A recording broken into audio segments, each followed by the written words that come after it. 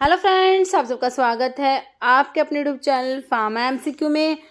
तो देखिए कुछ क्वेश्चंस लेके आए हूं आप लोगों के लिए इस वीडियो में। तो देखिए जो है ये जो क्वेश्चंस हैं आपके सभी जो गवर्नमेंट फार्मासिस्ट एग्ज़ाम्स हैं, जैसे आपका रेलवे का जो वैकेंसी आपको देखने को मिलेगा बहुत ही जल्द, है ना। और आपका डीएसएसबी में वैकेंसी आया हुआ है और डिफरेंट डिफरेंट हमारे स्टेट में जैसे उड़ीसा में भी वैकेंसीज आई हुई हैं। तो हमारे डिफरेंट डिफरेंट स्टेट के और सेंटर के जितने भी गवर्नमेंट फार्मासिस्ट के एग्ज़ाम्स होते हैं, और अभी डिप्लोमा का एग्जिट एग्जामिनेशन भी आपको एग्जैक्ट डेट भी मिल गई है ना। तो देखिए अभी कोई दूसरा ऑप्शन है नहीं पढ़ने के अलावा। ओके, तो जितना हो सके उतना पढ़िए और जो है अपने एग्ज़ाम क्रैक करिए। अभी नवरात्रि हैं तो माता रानी आप सब पे अपनी ब्लेसिंग्स बनाए रखें।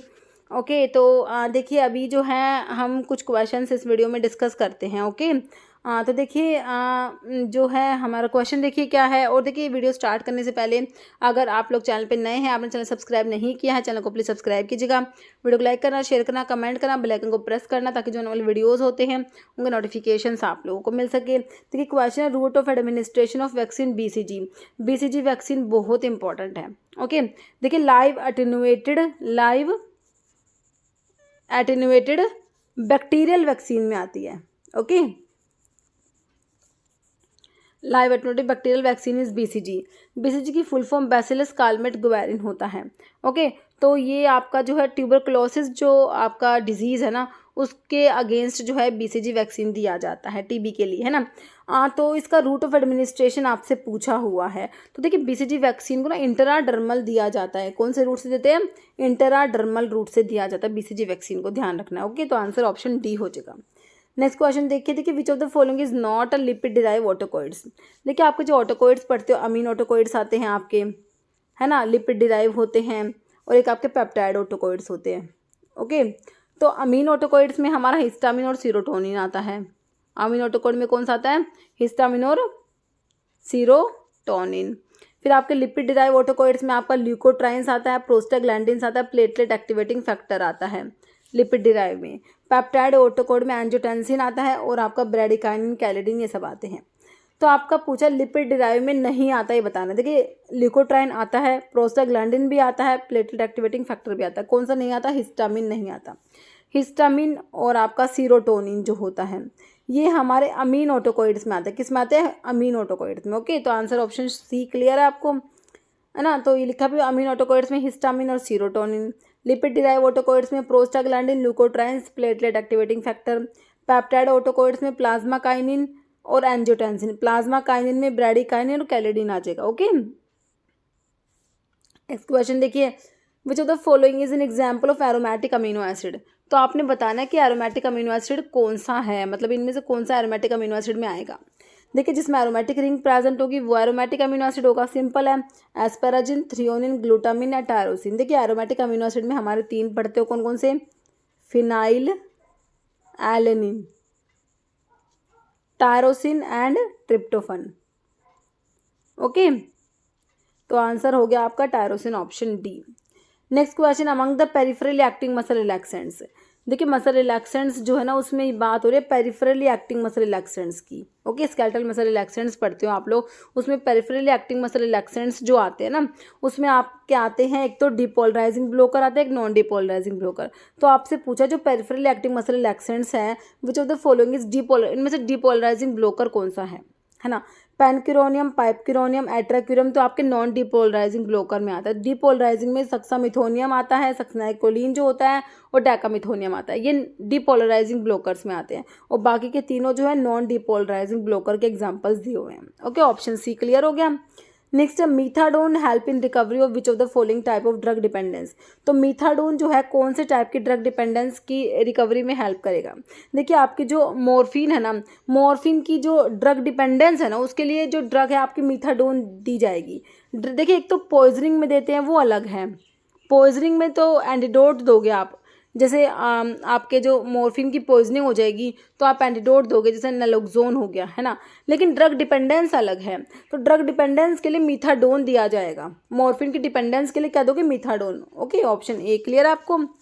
जैसे group of enzyme which can hydrolyse ester, मतलब हाइड्रोलिसिस करा रही है एंजाइम, एस्टर, ईथर, पेप्टाइड और ग्लाइकोसिडिक बॉन्ड है ना। तो एस्टर बॉन्ड है, ईथर बॉन्ड है, पेप्टाइड जैसे आपका अमीनो एसिड्स के बीच में पेप्टाइड बॉन्ड होता है, प्रोटीन्स अमीनो एसिड से मिलके बने होते हैं, अमीनो एसिड के बीच में पेप्टाइड बॉन्ड है, तो उस पेप्टाइड बॉन्ड को ब्रेक कर रहा है। ग्लाइकोसिडिक बॉन्ड जो आपके कार्बोहाइड्रेट्स के बीच में होता है ना, उसको ब्रेक कर रहे हैं। तो मतलब कह रहे हैं हाइड्रोलाइज करा रहे हैं इन बॉन्ड्स को, कैसे? बाय एडिंग वाटर, देखिए वाटर को ऐड करके करा रही है hydrolysis. Okay, then breaking the bond, देखिए lyase a transferase hydrolase oxidoreductase, तो ये हमारे हाइड्रोलेज है जो वाटर की प्रेजेंस में बॉन्ड को ब्रेक करेंगे। ओके, लाइज भी बॉन्ड ब्रेक करते हैं बट ये वाटर की प्रेजेंस में नहीं करते।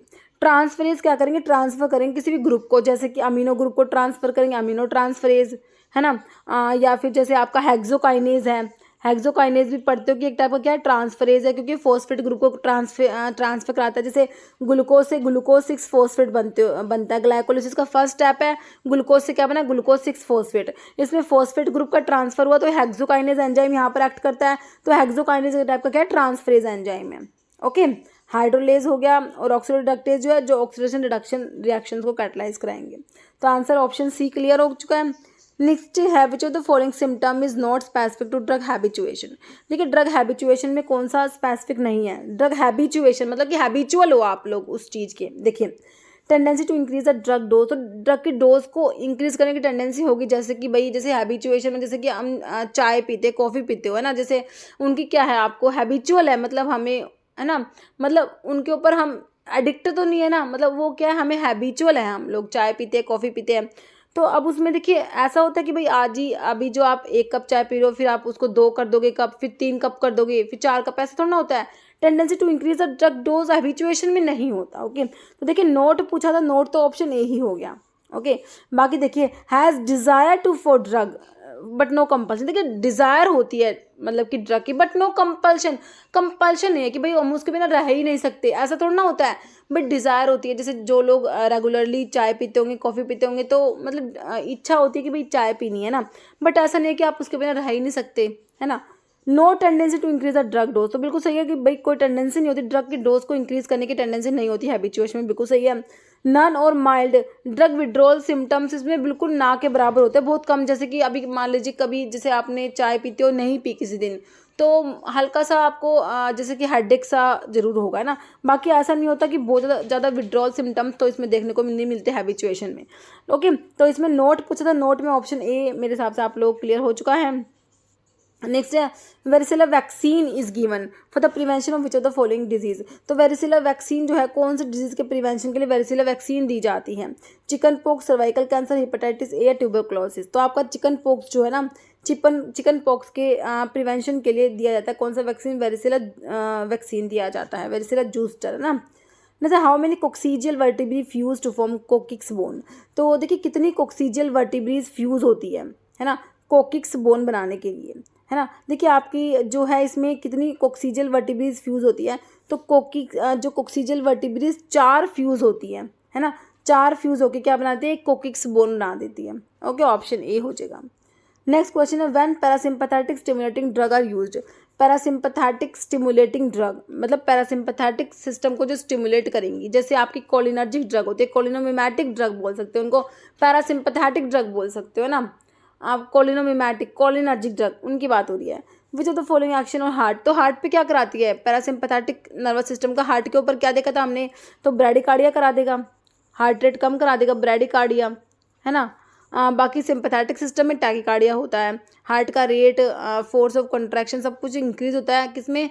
आपका सिंपैथेटिक में। पैरासिम्पैथेटिक में एवरीथिंग इज डिक्रीज है ना, ब्रैडिकार्डिया हो जाएगा, हार्ट का rate, force of contraction, conduction velocity सब कुछ डिक्रीज होता है ना। तो आपको जो क्या देखने को मिलेगा? ब्रैडिकार्डिया होगा, कंडक्टिविटी एनहेंस नहीं होती, टैकिकार्डिया नहीं होता, refractive period of heart rate shorten, ऐसा भी नहीं होता, ऑप्शन नहीं हो जाएगा, ब्रैडिकार्डिया देखने को मिलेगा। पैरासिम्पैथेटिक स्टिमुलेटिंग ड्रग्स है जैसे कि आपकी कोलिनर्जिक ड्रग है, तो वो क्या कराएंगी? ब्रैडिकार्डिया कराती हैं। ओके, तो ऑप्शन ए राइट हो जाएगा आपका। जैसे what is the chemical formula of acetic acid. देखिए एसिटिक एसिड का केमिकल फॉर्मूला पूछा, इससे इजी तो क्या ही होगा, है ना। तो क्या होता है? सिंपल SeH3COH होता है ना, ऑप्शन सी हो जाएगा।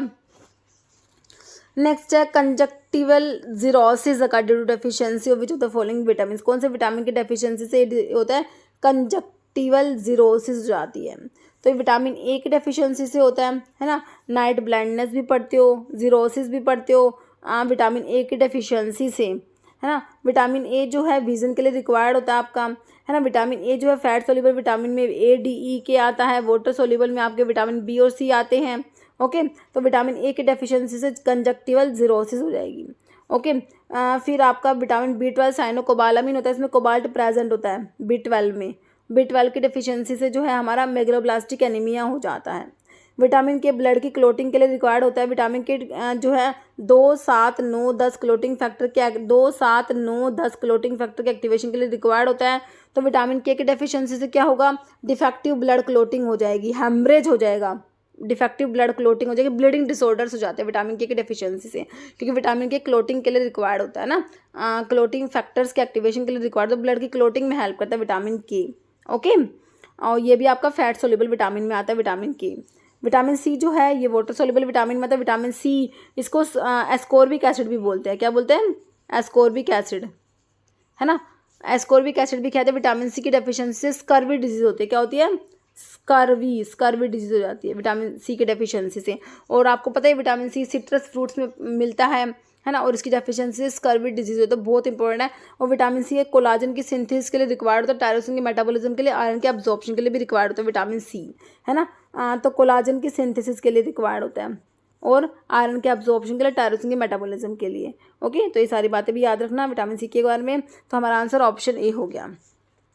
नेक्स्ट है, what is the name of type of drug administration in which drug is deposit, drug को डिपॉजिट किया जाता है कहाँ पर, in the loose tissue under the skin, skin के नीचे, which is richly supplied by nerve but is less vascular.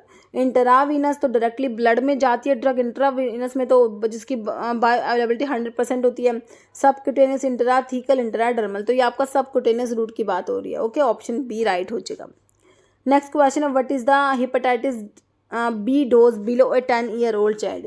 10 साल से कम का जो बच्चा है उसके लिए हेपेटाइटिस बी का डोज बताना है ना। तो देख लीजिए, तो ये होता है 0.5 ml का डोज देंगे, ऑप्शन ए हो जाएगा।